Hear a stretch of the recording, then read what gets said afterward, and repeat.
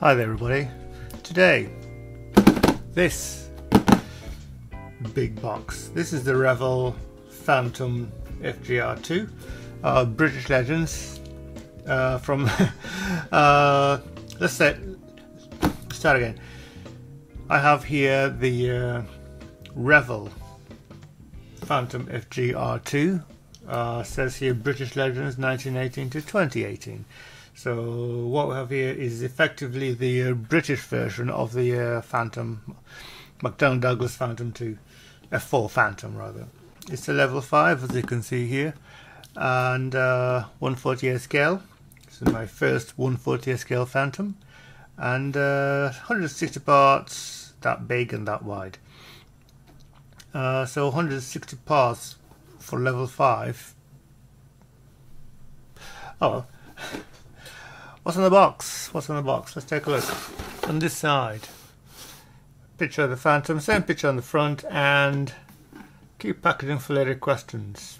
Barcode, Revell Germany. On this side, if you can get it in, is the vertical version. And on this side, same as the cover. Yeah. So, and then on this other end, you got the landscape version. And on the back, we have some other stuff. Basically, some pictures of the built and complete kit. A model construction kit of the FGR2 says here from September 1964. Great Britain received a specially modified version of the Phantom with Rolls-Royce Spey engines. Can you see it? Let's have a look. So there it is in English. Pause if you want to read it. There it is in a couple of other languages and a couple more languages. And then over here we've got the colours that you're going to need to paint up this version of the kit. Doesn't tell you what they are, just you can see what they are just by looking at them, but these are Revell numbers, so yeah, I won't be using Revell paints, but yeah. And over here, complex model kits for experienced model builders.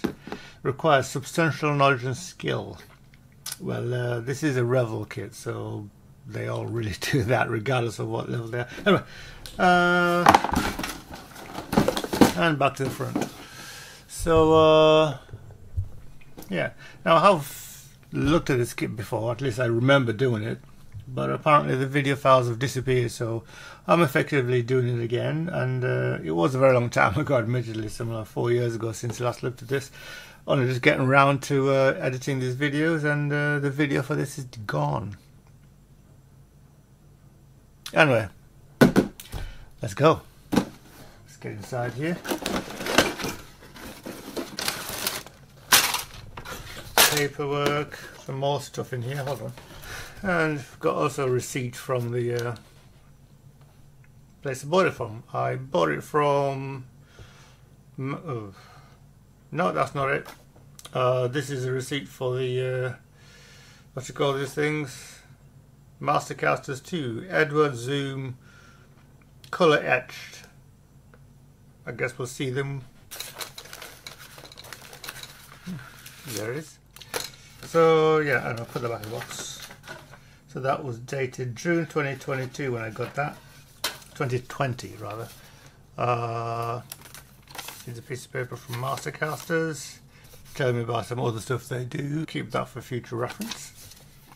Here we have the large, yeah, I can tell I've been here before because I've put some yellow tape on here to masking tape to hold it together. This is the fairly substantial set of decals, put it to the side for the time being. Some more bits of paper. What does this say? This is safety advice. So in all the European languages, I believe, and only the European languages, including English there, if you want to read it. No? You want to focus on that? Do you? No? Today would be nice. So here's the Edward etch kit. Let's get closer into that. So this is a cockpit set, and I don't know if I'm going to use this at all, to be honest, but I guess we'll see. What did it cost me? Hold on a second. So $6.99, free postage, so not too bad actually. I think that's very good value. So yeah, I've got the big instruction manual, or destruction manual if you like, and here's a receipt from Jadlam. So I bought this kit from Jadlam got it on 6th May 2020. That's when it arrived at my house during lockdown. I remember those days. And $22.95, so it cost me £23 including postage, which is pretty good value for what it is. I'm looking at scale mates right now, and it appears that this kit is originally a Hasagawa kit from 1987. New tool in 1987, new parts later that year, and eventually it comes all the way down to this particular boxing, which is new parts in 2019. So it explains the different colours on the box and all this new Revell markings, or Revell new Revell stuff, essentially. So hopefully my face is in focus if you like that sort of thing. Doesn't matter. Where's the white balance thing? Just a moment. Should have done this right at the beginning really, but yeah. Right. Yeah, okay then, so just make sure I got everything so I don't lose stuff. Okay then, so let's have a quick look at the instruction manual. Put this to the side for a moment. So pretty big book, larger than A4. So on the front there, got a photograph of the a colour photograph at that too of the built-in painted kit model, looking very nice. I may go with this. I think I will go with this particular version. It's the box version. So you got all the usual Revell stuff in the first couple of pages. Yeah, basically all safety advice on what to do. Paint small parts on sprue, which I probably will do. Decals, blah blah blah. Wash parts with soap first, and then over here got the all the various legends. Skip those, so you can look at that. You can find out what they are yourself if and when you get your own Revell kit. Painting tells you the paint colors that you have here, and it appears that two of the colors are mixtures. This one is a mixture of light silk grey matte and grey silk matte. So grey and light grey to make a slightly less lighter grey than the light grey, but slightly darker grey than the light grey.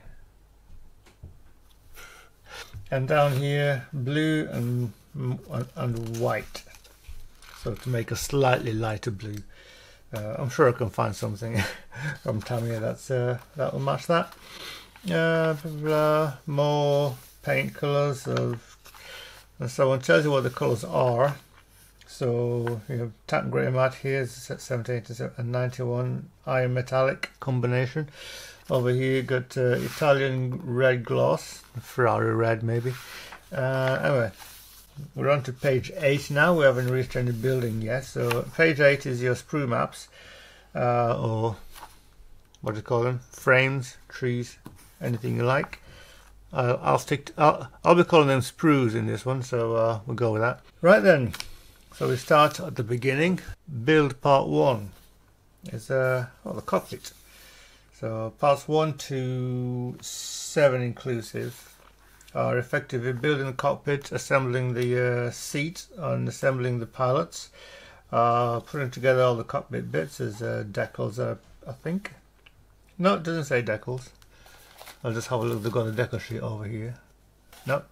So I'll probably be using these to decorate or to do the cockpit. So basically past page 10. Let's go by pages. Page 10, 7 steps. So building, assembling the cockpit tub, which is then inserted into the fuselage. So page 11, start at section build, section 8, which is putting the work you've just done with the cockpit into the airplane, and then you're putting on the air intakes. In section 9, section 10, you're attaching the wings. So the bottom of the wings, you've got to drill a couple of holes. Got to drill a couple of holes up here as well, which I forgot to mention. So I've got a choice of 2 things to put down there. So you've got drawings to tell you what they are, but it doesn't have to say what they are. Just got a big question mark. That round thing or that semicircular thing. No idea what it is. Go to page 12, which is sections 11 to 15. And I've got a little note here. So, from YouTube, aluminium foil on the engine exhaust, which is a tip from Genesis Designs and Modelcraft. So I'll dig out that video, link to Genesis channel down below. So we're on section 11. We're starting with the exhaust, and then you're putting the tip of the tail fin on, which I think is some kind of aerial. And then you're assembling the nose, putting it on the front, and some other bits. Move that aside for the time being, put it over here. Down to section 15 and 16, just putting some little bits on the back, and then the tail fin at 16. Page 13, start with the undercarriage, nose gear, assembling the nose gear over here, and some doors for the nose, gear doors as well. You're on the main landing gear. Just paint it, assemble it, drop it into the wing, into its place in the wing. So no mention of gear up yet, but we'll see. Now we're on page 14, and look, you're putting a bit more things in the behind the wheels. Looks like air brakes and more bits around the main landing gear wheelbase. Put some bits into there. Then you put in the these what you call it, gates, baffles, things for the air intake. I'm surprised it takes so long to put them here, because surely those would go on when you put the bits on further on, earlier on. Oh well. So we're down to sections 27, 28, which is cockpit bits and bits of the front of the cockpit. Don't know what that is. I assume, well, I don't assume anything.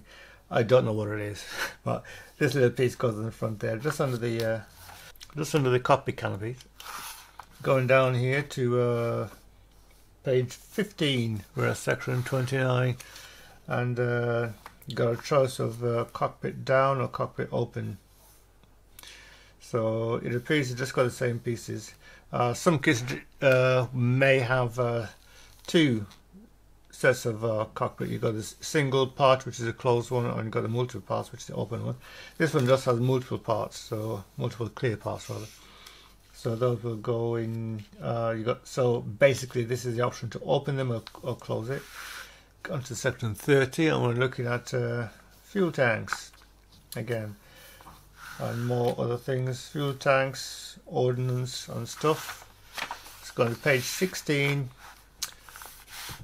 Assembly and fitting of more ordnance and fuel tanks and stuff, missiles down here, and so on. Page 16 basically is section 43, is the last build part of it. On this one you're dropping the last missiles on, assuming you want to put them on, and some little thing right on the tail, right at the back. And then you got page 17, section 44, which is we're on to the color guides, color plans. On the top here you got Phantom FGR 2 number 56 Squadron Royal Air Force, Wattisham, UK 1992. This is the sea grey version. It looks like sea grey to me. Doesn't have to tell what the colour is, you just got the little flags down here to tell you to go to the front and look at the colour call out. So let's have a look at that. This back and forth thing, which would annoy me incredibly. Which is anyway, A, so yeah, it's basically grey and light grey mixed together. And then you got some various grey colours here, which are different greys, which are J. This is a different page. Iron metallic. So that will be parts of the airplane that need protecting from heat at the back here. And of course you've got B, which is grey silk matte, so just grey as well. Anyway, next colour call out. Same colour as before. This is again same plane. Well, it is the same plane, but on the other side. Yep. So yeah, so one side of the airplane, top of the airplane, the other side of the airplane, the left side, the right side rather, starboard side, and the underneath of the airplane.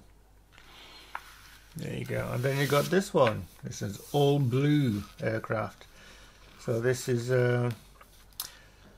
number 92 Squadron, Royal Air Force, Wildenrath, Germany, 1991. And this is all dark blue. So it looks pretty good, I think. So same plane here, and then you got the camouflage coloured one. So the last time I did build a Phantom was back in the early 1980s. It was a Matchbox kit, 1/72 scale, and with that one you had the option to build the land-based one or the sea-based one. And the sea-based one had a raised landing gear, so much longer landing gear, so it was that much taller at the front. And I figured because I was putting some bombs and stuff, a large fuel tank underneath it, the only way to get them to fit properly, or the airplane to sit properly with those things sticking underneath it, was to put the tall nose gear in. Otherwise the nose wouldn't be touching the ground. So yeah, I think a fault with the kit, maybe poor scaling or whatever. But aside from that particular kit went together rather well. And yeah, and if you want to know more about some Matchbox kits, have a look at this fella here. I'll link down below. What's his name? Again, thank you very much for joining me. It'll be written here somewhere down Matchbox March. here. Anyway, so this is back to the kits, back to the model. So this is the green and grey camouflage version. Number 2 Squadron, Royal Air Force, Laubruch, Germany, 1974. So I'm going right back to the earlier one. So you've got basically the dark nose and the grey and green camouflage colours. See all these little dots here. Those are tiny decals. And last but not least, same markings, but looking at the other side instead. So that one must be, because it didn't look like it initially, but so that must be that one. Well, that's that. Let's have a quick look at these little things. Don't know how I opened this box before. Does it open? Yes, it does. So, made in the Czech Republic by Edward, Phantom FGR 2 for Hasagawa / Revell kit. So, confirmation that this is originally a Hasagawa kit. What do we have here? So we've got these pieces here, or rather this sheet of very thin metal with a colour printed on bits and pieces. Looks very nice, I've got to say. There's something else in the bag.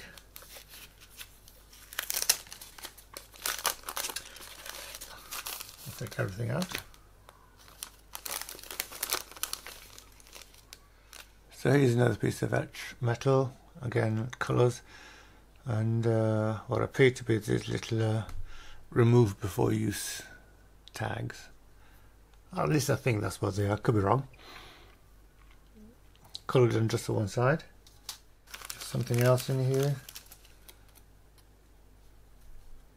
So I don't know what this is. So I guess I'll find out. Because it's got instructions for these. A little piece of paper.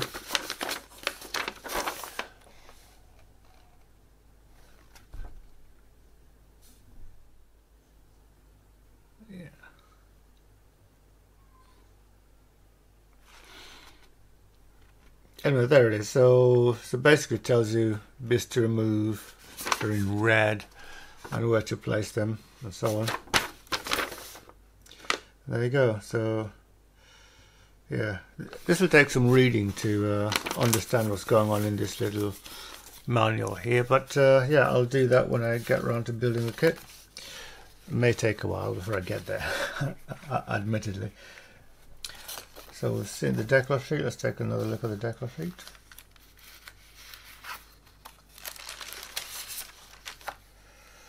Revell, Germany, printed in Italy, it says down here. The decals are the decals. The decals have a slight matte satin finish on them, which is okay, I guess. I'm not somebody who generally complains about decals. You know, they either work or they don't, and I really haven't come across any decals so far that were terrible. So I think this will be fine. I'll put those in the book. Okay, then plastic. And there's a lot of it. First one off the top is the clear parts, which are very clear indeed. Look at something to read.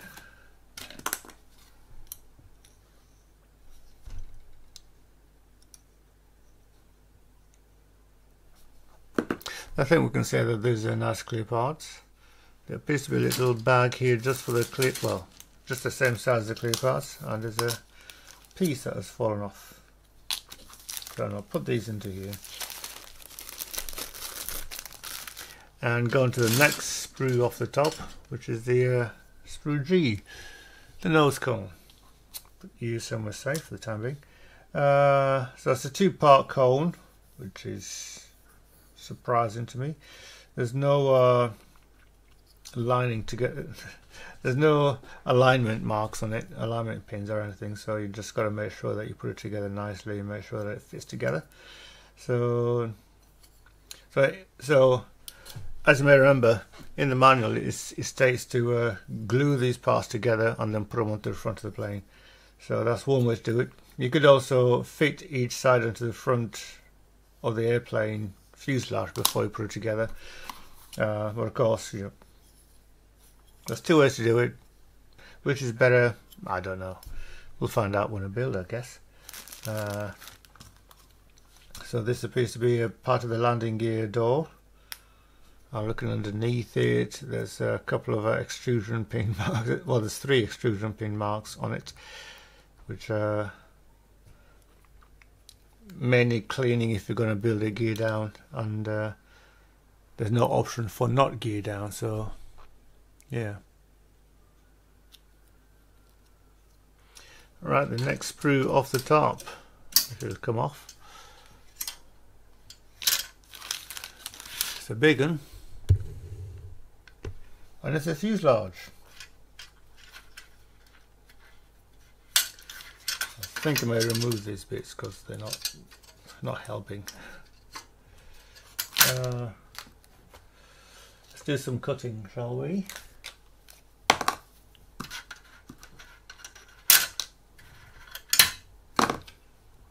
There you go. So they're not getting in the way, not damaging the kit at all. So I'm not surprised to see that the arrestor hook is molded into the fuselage, because even on the 70 scale Matchbox kit from the mid-late 70s, which I believe when that kit was first tooled, this part was separate and it actually worked. You know, you could raise it and lower it, but I guess that's how they're doing it on this.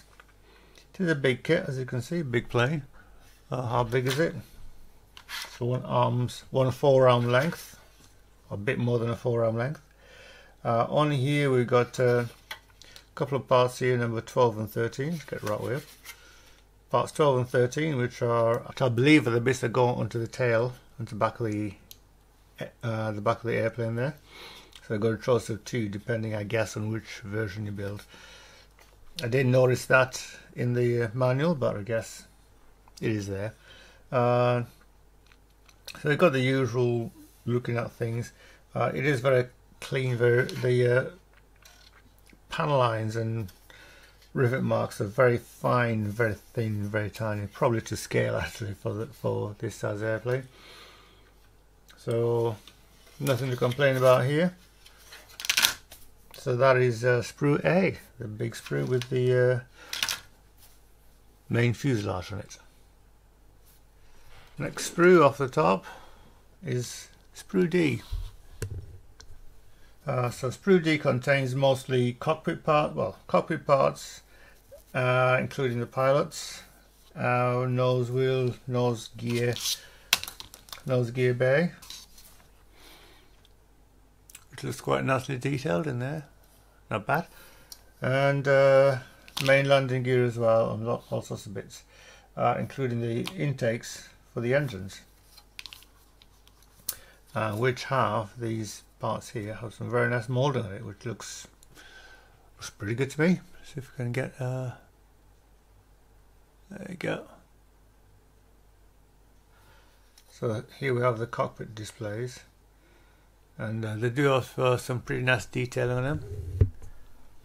So do I need to destroy all that detail to put the Edward parts in? Probably. So anyway, that's the cockpit, and the seats look actually very nicely detailed. I do believe this is the reason I didn't buy resin seats for it, because these look more than adequate for what I need. Even the top bits with the little hoops on them for pulling up the ejector seat. Painting them will be very tricky because they need to be black and yellow, stripy. But anyway, we'll get into that. So yeah, I'm pleased with this again. Same again, you got the very fine, what you call it, panel lines and stuff, and rivet marks, which all look very nice in this bit. A little bit of scratching on the plastic from parts rubbing against each other. But what can you do? They're not in separate bags, so yeah. Next one off the top. This is not numbered. Oh, sprue K. Sorry, sprue K, which is that bit there, and sprue C, which is the rest of it. And over here, in this little circle here, says "Made in Japan."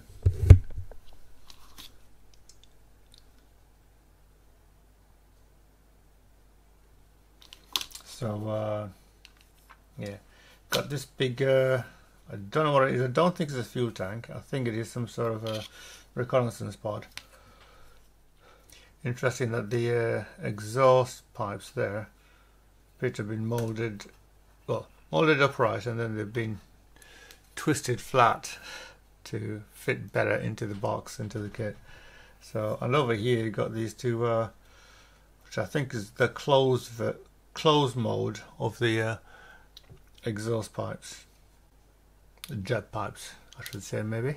So there we go. So that's sprues K and C, which contain tail fins, or rather tail planes, horizontal stabilizers if you like, and some jet pipes and some ordnance bits with very large pods.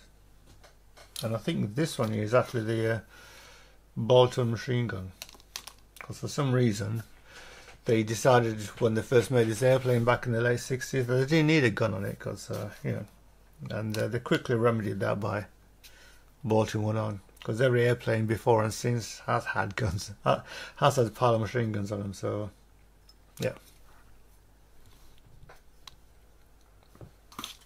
So here we have sprue E, which has another pair of jet pipes on it. Well, I'm just wondering if they all go together like these go into the others. and a whole pile of fuel tanks on it, and a couple of missiles, and the main landing gear, main wheels. Yeah, so again, the wheels don't have any alignment pins or anything, so you're going to have to be careful when you put those together. Make sure that they're properly aligned. And yeah, again, very little detail to show on these things, so I'll go on to the next sprue.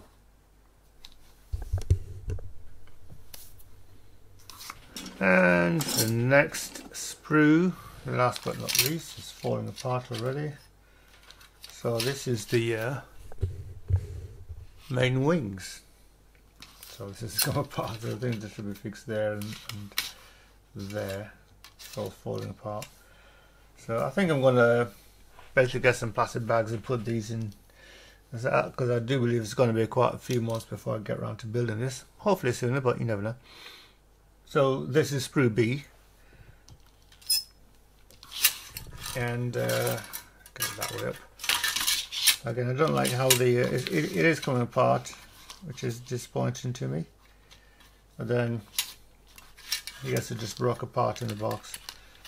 Well, how it did that, I don't know. It's been sitting idle for the past 4 years, so I guess it's just been like this when I got it, I guess. Anyway, the wings, the lower part of the wings, look very nice. There's some very fine markings then.